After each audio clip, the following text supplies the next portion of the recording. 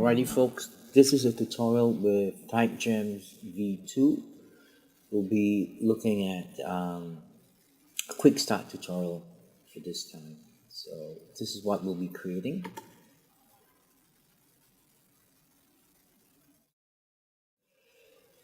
So it looks pretty good, and everything is done natively in Adobe After Effects. So we've got typeGEMs v2 running, and we've got a couple of native effects or built-in effects in Premiere Pro to give us this nice little 3D look. Alright, so let's get going. Again, this is it. That's what's playing back. Now, to get started, bring this down, disable it. I'm going to go to my browse and drag in another copy of typeGEMs. By default, it's 12 seconds long. I'm going to shorten it. And if you've not seen the introduction or introductory video, do so. It'll make things a lot easier when you watch this. Okay, so to get started with typeGEMs, work your way from the top across these 6 sections, and appearance is where you type in your text, choose a font. We're gonna pick Saffron, make it black, pick something thicker, so bold. Let's set this to 140, so size will be 140.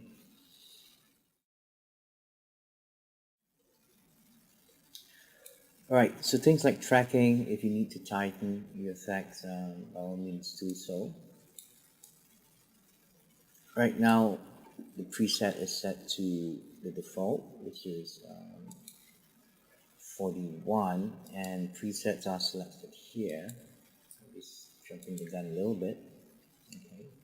Remember, presets 0 to 40 are built-in presets that ship with typeGEMs v2. So at 41, with presets set at 41, we get to create our own text animation.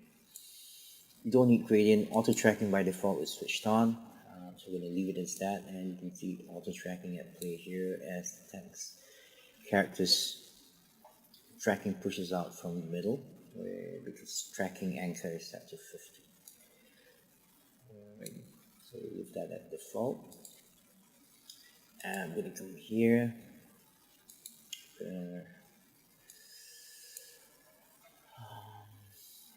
Animate from left, so leave that as it is. Now to get this effect,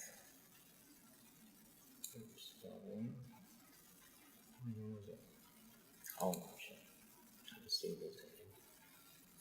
Alright, let's disable this and re-enable this. So this is what it looks like.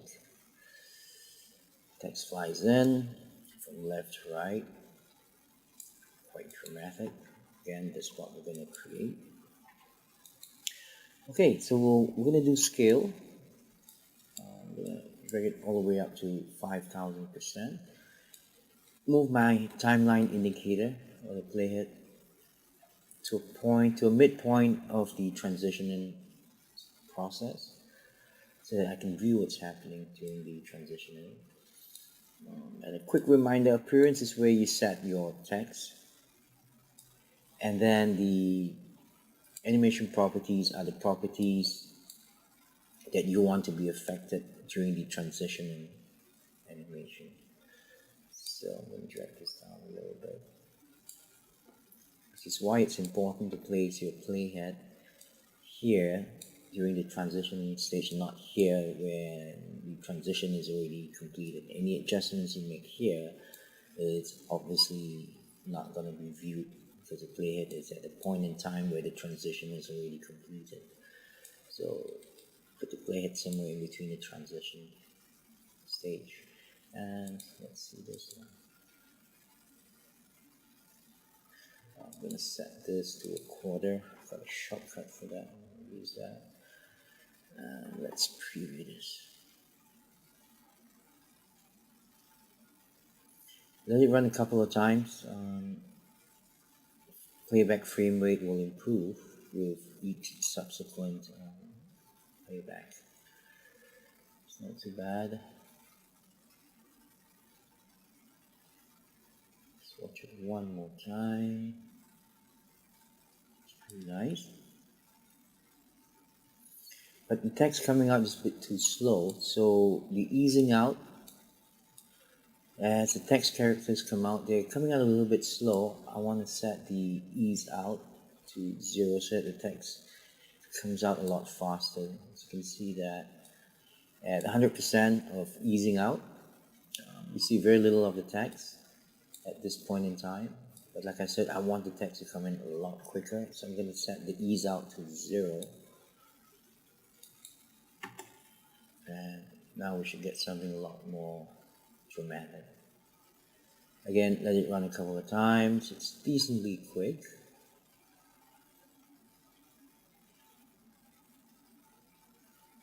Doesn't look too bad.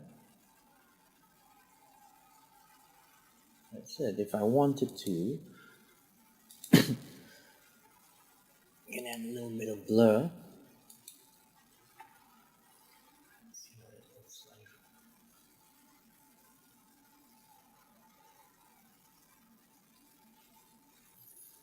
Nothing much. I think I'm going to keep it 0. And that's that actually, yeah. So it's that easy.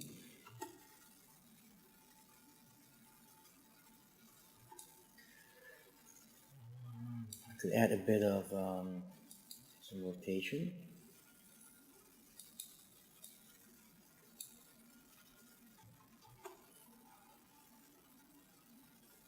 Okay.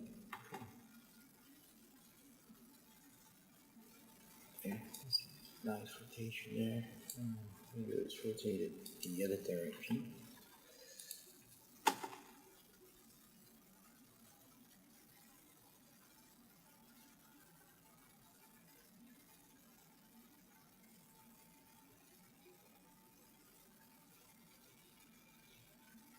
That's not so bad. Alright, so that's it. That's all that's required. Now to create the slightly 3D look, we're gonna apply. We're gonna go Shift 7. Need a bit of bevel edges. Go to Shift 5. And let's set the edge thickness to 10. Let's zoom in here a little bit. So without the bevel and with the bevel, it looks pretty decent. I'm gonna go to Effects, do a drop shadow thingy to give it a bit of a 3D look. Bring this up so that the drop shadow gets rendered first. We're gonna set this to, where am I? Make this white, set opacity to 100, set direction to 0. And you get something like that up there. It's a bit too thick. Set distance to 2. And that's it.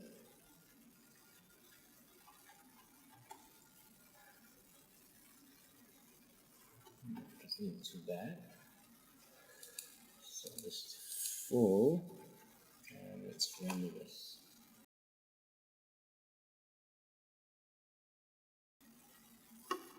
Let's watch it in full. There you go.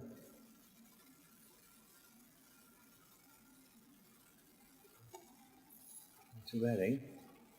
And what's cool is that, like I've been saying, everything's done in Adobe Adobe Premiere Pro.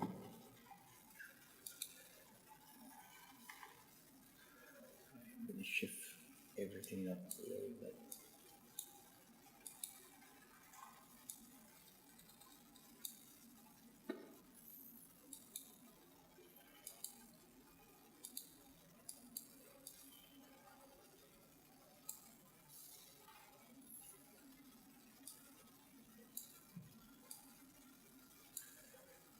I'm just setting up some colors here, little panel behind.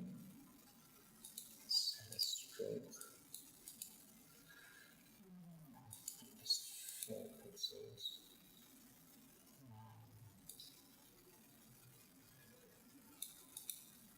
Set opacity to maybe 35. In fact, I'm gonna see. Copy and then paste this. No stroke for the top, no fill for the bottom.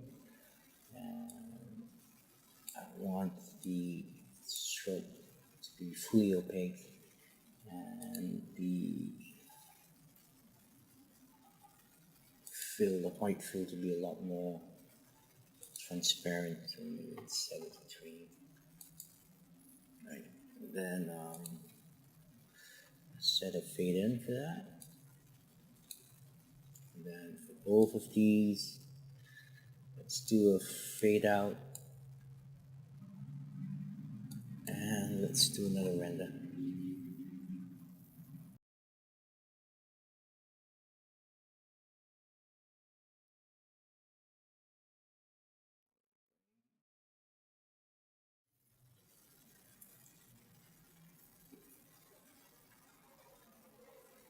So that's that, man. That's easy, right?